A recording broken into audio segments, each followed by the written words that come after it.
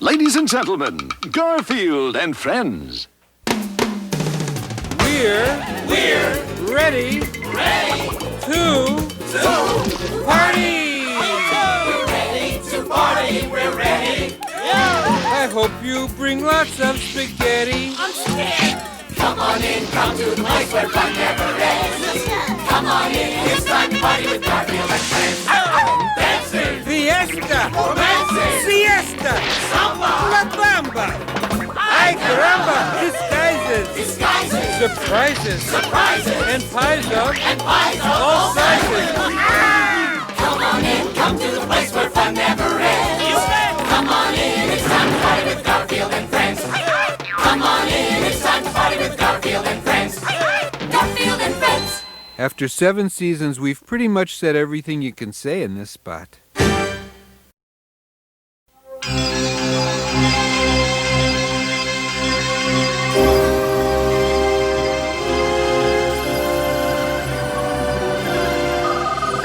The Supreme High Commander asked that we visit the third planet from the sun. You mean Earth? Did they ever get intelligent life there? Uh-oh, meteor shower! Activate meteor deflector invisible force field. Meteor deflector invisible force field on!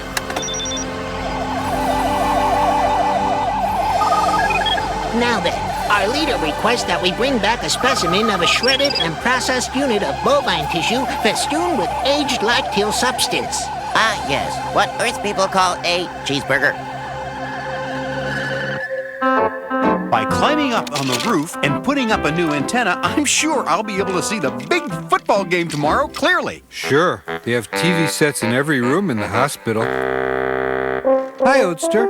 Better get a good seat for John falling off the roof.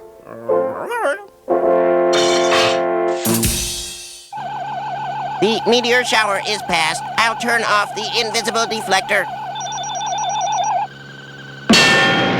Too soon! The deflector has been knocked off the nose of our craft. I'll be right. Whoa, whoa, whoa. Whoa! Come on, Odie. Let's follow the bouncing Arbuckle. I'm not hurt. I fell off the roof, and I didn't get hurt. Not possible. You ought to have a broken something or other. Guys, I don't know how or why, but I seem to be indestructible.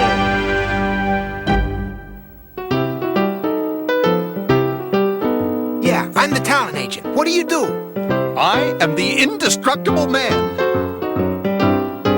If you don't believe it, just pick up that baseball bat and hit me over the head with it.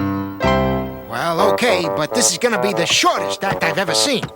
Don't ever ask anyone to hit you over the head with a baseball bat.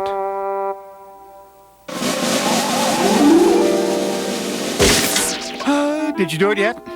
Aw, gee, you broke your bat. I don't believe this. Well then, maybe you'd better drop that 10-ton safe on me. Don't ever ask anyone to drop a 10-ton safe on you.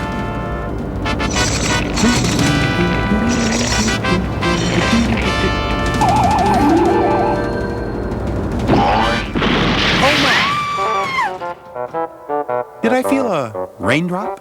Pal, I'm gonna be your agent, and I'm gonna make you millions. Just sign right here. And especially, don't ever sign a contract with an agent who dresses like that. That's really dangerous. Really? I get $1 million? What do I have to do? Practically nothing. We just tie you to a railroad track and let the 415 run you over. Oh, is that all? Gee, I thought it was going to be something dangerous. I'll see you there. $1 million!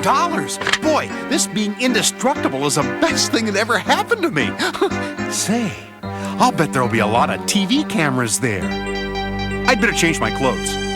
Well, guys, I'm off to earn $1 million by letting a train hit me. Bye. Odie, when was the last time John did anything that turned out right?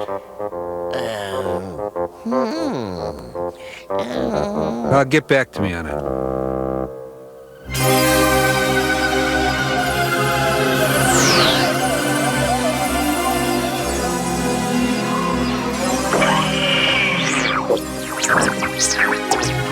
Look, as if things weren't bad enough, we have men from another planet breaking into our house.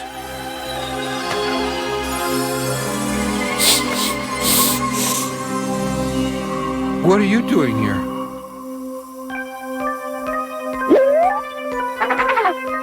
We lost the invisible force field meteor deflector from our spaceship, and we needed to get home. I located it. So it was that thingy in his pocket that made our friend indestructible. Certainly. The time is late. We must depart. Remember, we have to stop and get a cheeseburger. Well, that explains why John was indestructible. Too bad he's not going to have it on him when they put him on those railroad tracks. Hurry, Odie! If we don't get there in time, John will be flatter than a truck stop burrito. And we're coming to you live from the railroad crossing where we are but moments from this incredible stunt. John Arbuckle, the so-called indestructible man, looks confident as he signs autographs for fans. Ow! That pen of yours is sharp. All set to be tied to the track? Yes, sir, Mr. Agent. Let's go. Wait a minute. My finger... Hey, wait a minute. Hurry, Odie! It's almost 5:30. That's the time the 415 comes through. Guys, Mr. Agent, sir, I don't think this is such a good idea. Mr. Agent, I can't go through with this. It's too late. They paid us in advance and I've already cashed a check. Bye. Oh, boy. Gee. It's no use, Odie. There's no way we'll ever get there in time to save John.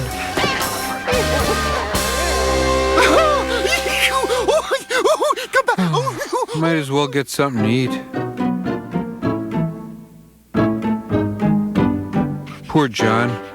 There's no way in the world to save him. Aye, small planet, is it not? Quick! You've got to save our friend. He's tied to a railroad track 10 blocks from here. You were so nice to us, so why not? A simple molecular dissolve should suffice. This is it.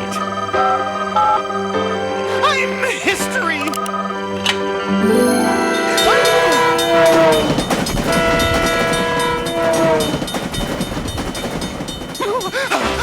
I'm alive! I'm in one piece! You're not getting paid. I'm not getting paid. Tell us, one called Garfield. Did you ever wish to be indestructible? I never wished that, no. But after 2 more of these, I may wish my stomach was. Pass the ketchup. He means the tomato-based condiment. And the sauerkraut. Mustard. Relish.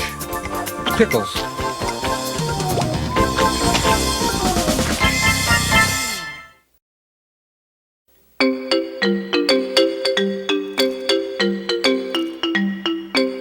John's Soda Pop.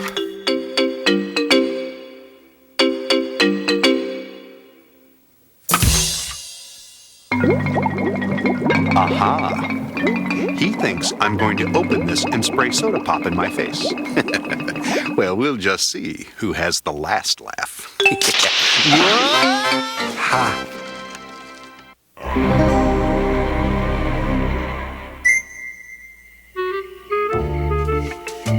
You already read us that book, Orson. Oh, well, how about this one? Orson, that's a cookbook. Okay, I get the hint. I guess I'll just have to tell you a true story.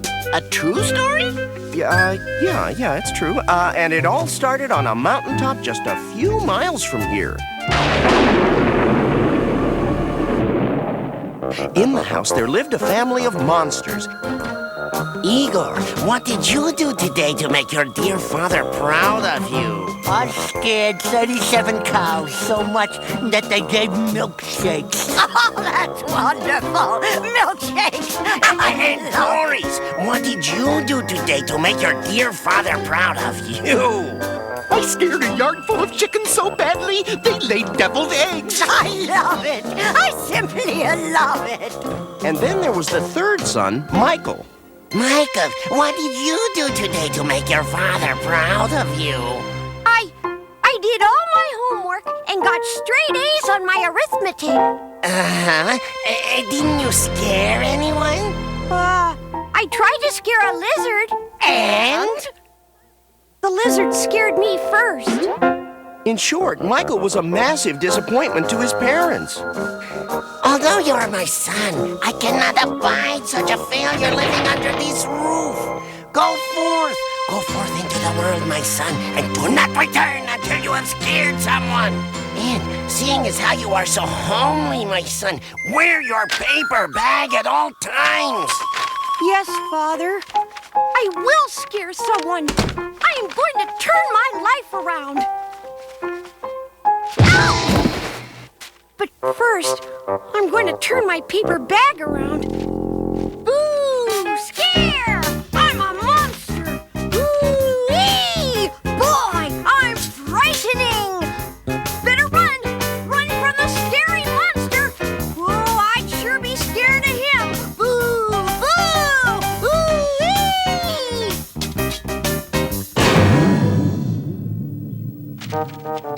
He was scared. He didn't show it, but he was scared. Scared he killed me. Help! Leave me alone! Go away! Grab that rooster! Get him! Why were they chasing Roy? Roy had done some typical Roy trick. These guys would have to be really dumb to fall for what I have in mind. It'll work.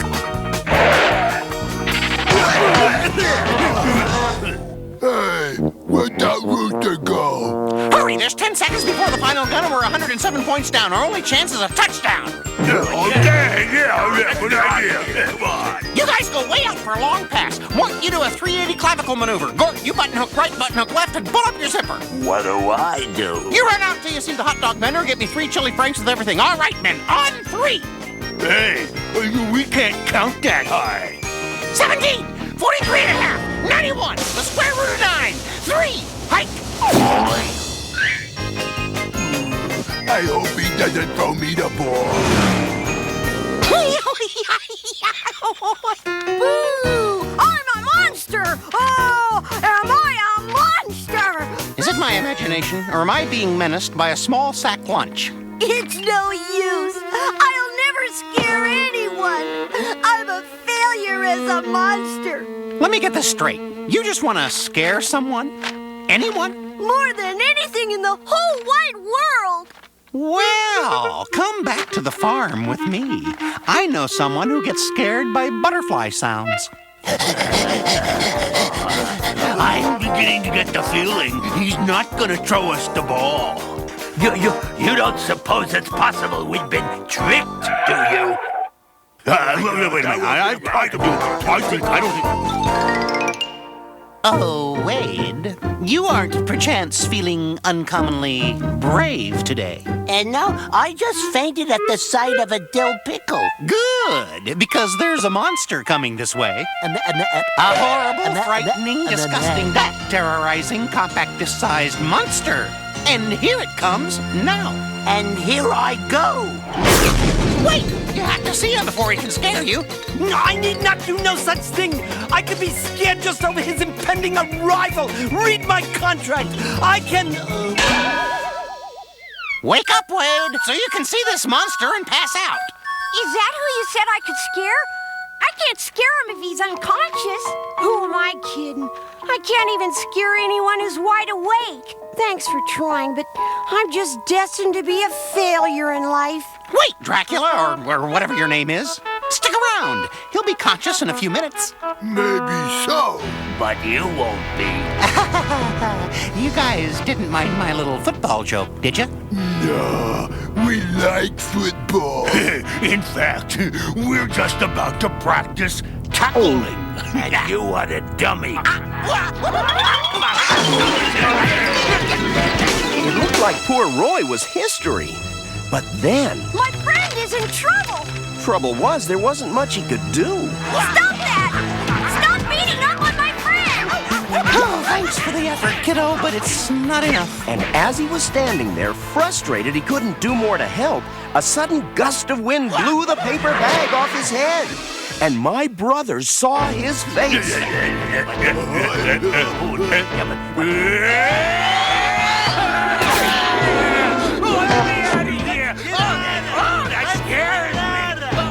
had his bag back on before Wade woke up, but he didn't care about scaring Wade now.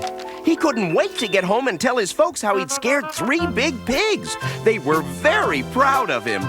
The end. Well, good night, guys. Hey, wait a minute! You can't leave without telling us what he looked like under the bag. Yeah, he must have been horrible, huh? With fangs and hair. Actually, when the bag was off, he looked exactly like this. You look like that? Well, that's not scary. Yeah, he looked like a farmer, and he looks familiar. Didn't you guys ever see this guy on TV? Farmer Merv. Howdy there, friends. Farmer Merv here for Farmer Merv Pure Pork Sausage. That's the guy who sells sausage on TV all the time. Why would they be afraid of him? Don't you know what they make sausage out of? Oh.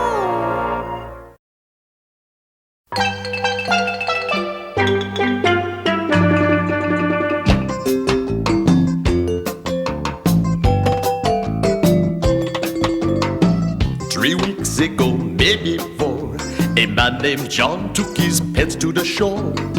He packed a picnic much larger than most, which quickly vanished en route to the coast. John went swimming when they got to the beach, when suddenly he heard somebody screech. A man who worked on a nearby pier yelled that a shark had been sighted round here. From the water, John quickly fled, and he decided to go fishing instead. Well, waiting is fine, but I'd really rather go fishing. Gee, I wonder why. He set his tackle and his fishing gear up, and that's when the kitty turned and said to the pup, The only thing that John'll catch is a cold. I have a hunger that must be controlled. That's when the oldie dog happened to note the Harbor's Pizza delivery boat. On a yacht or on a canoe, to order pizza, here's what you should do. Send up a flag and they'll bring one to you. Out there on the ocean blue. Ha ha ha ha! Piping hot pizza man. You can order a pizza with ease. Just raise up a flag for a jumbo with cheese. A red pennant brings a mushroom sardine. For pepperoni, just run up the green. 2 silver flags means that garlic's a must. Just run up a yellow for extra thick crust. A man with a mustache who works on the cove prepares your order right on the stove. You will receive it by ship or by barge in 30 minutes, or there is no charge. Hearing this caused the cat to decide, I think that we ought to go for a ride. But despite the poor puppy dog's plea, they found a boat and they put out to sea. Though neither one of the pets could steer or were aware of a visitor near. The way to sail, they hadn't a clue. The cat and the puppy were quite in a stew, without a captain or even a crew. Out there on the ocean blue, oh, they're in big trouble, man. They tried to order a pizza by flag, but almost at once they ran into a snag. Garfield said, I just cannot recall. Does gray get you olives or a spicy meatball? Sausage is orange or maybe chartreuse. No, wait, the pink was Canadian bacon, or was that the stripes? No, the stripes were for zebra. And all of the time they were motoring loose, watching them sail from up on the dock. Jonathan Arbuckle went into shock. Those are my pets! We heard Arbuckle say, They're in a boat and they're floating away. Arbuckle ran out to yell to their ship, and that is when he embarked on a trip. Jonathan found himself soaring through air. Fortunately, they were sailing past there. That's when he noticed with mournful regrets that he was in the same boat as his pets. It looked as if they were all through, as they were headed for southern Peru. The cat and the dog and John Arbuckle too, out there on the ocean blue. Oh, they got us for sure.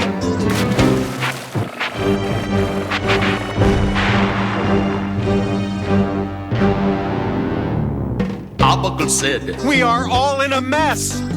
And he attempted a call of distress. All he could raise on the boat's radio was what they call a talk radio show. Yeah, I said turn your radio down. I can't hear you. I can't hear you. Turn your radio down. Wait, I'm gonna go turn your radio down. And as they moaned at the fore of the craft, someone was nibbling away at the aft. It was the puppy who noticed the sound, went to investigate what could be found. He could not see cause the water was dark, until a beam of sun lit on the shark. He gave a howl they heard in Quebec. They had a visitor eating the deck, which brought the following thought from the cat. I've never been quite as hungry as that. As they stood there at the shark in the boat, they had but moments remaining afloat. There was a shark that they could not subdue, Eating the ship without pausing to chew. hinting the next course could maybe be you. Out there on the ocean blue, very little boat left, man.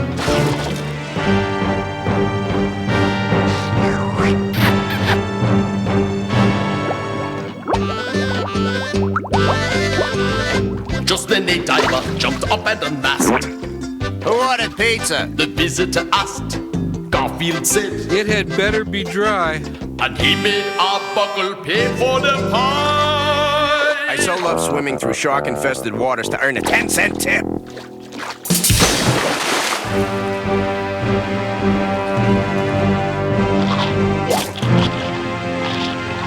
John asked him, How can you eat when we're doomed? by now the shark had their boat half consumed. 20 more bites and they'd be in the ocean.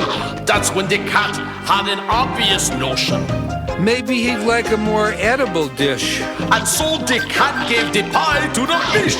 Fish was so grateful and yearning for more. Gave them a ride safe and sound to the shore. They told the folks, If you want a safe bay, feed the shark pizza 3 times every day.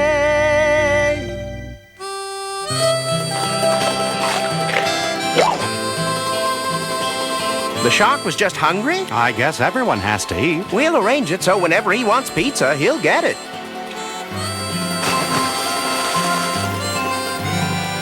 How do I get that deal?